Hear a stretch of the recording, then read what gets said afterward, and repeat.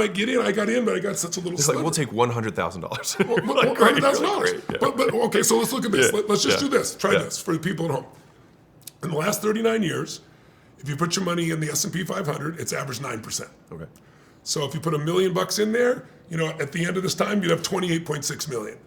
If it's 100,000, it'd be 2.86 million, right? Yeah. But if you put in average private equity, it's been every stock market in the world, average private equity, not the guys I'm talking about. Yeah. Average private equity has averaged 15.7% per year around the world. 75% higher per year, compounded year after year. Yeah. You put in that same $1 million, instead of 28 million, you have 293 million. More. 10x. Okay, forget your 3% worries that you're talking about. Screw that shit. Let's take it to 100,000. Then you'd Yeah. have, instead of 2.8 million, you have 29 million. Right. Same time, Yeah. passive investor. Yeah. But then the next thing you got to say to me is, Tony, well, yeah, that's great, Tony, but you can't get access. So that's what I believe too. Like, I had access, but small access. And then I met a guy who'd been through my business master program for 20 years. He started his business. I was telling my frustration about, I'm only getting these little slivers. They're not enough to change your life, right? I want to get him bigger. And he goes, Tony, I'm going to tell you where I put the majority of my money. This is a very sophisticated investor. And I said, okay, I'm leaning in on this one, right? He goes, there's a company in Houston, Texas. At Houston, Texas, I'm thinking Singapore, London, New York. He goes, off the beaten path, that has mastered something unbelievable. He said, you know the difference in private equity? I said, of course. He goes, what if instead of buying the fund and fighting to get a small piece, you could own the company that owns all the funds and make the 2 and 20 yourself, side by side with the owners? Yeah. I said, you could do that?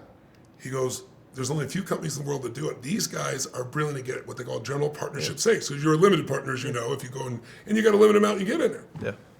I said, how do you do that? So I went and met with this guy. Turned out he was a graduate of my program, so 20 years ago, started his business with it. It's called CAS, it's Christopher Zook.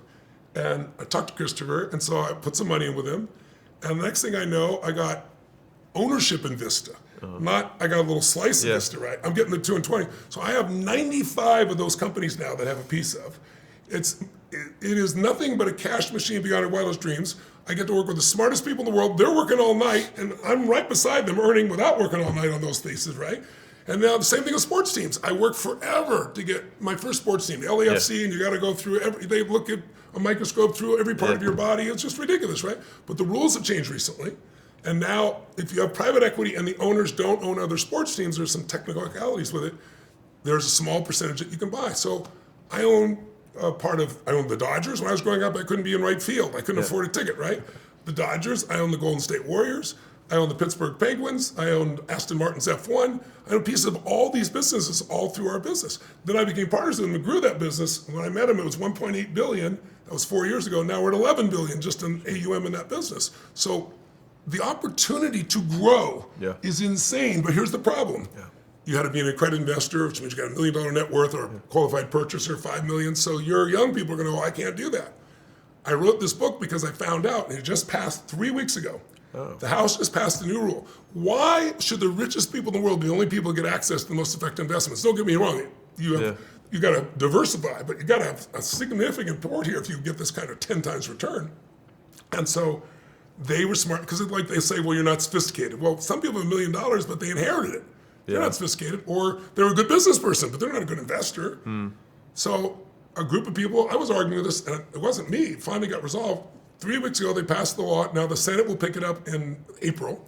And what it says is, you don't have to be an accredited investor to get access anymore. All you got to do is take a test. They're working on what the test is. That's You study for the test, and now you can put your money and get the same kind of returns to the richest people in the world. And in my case, you can own a piece of those businesses.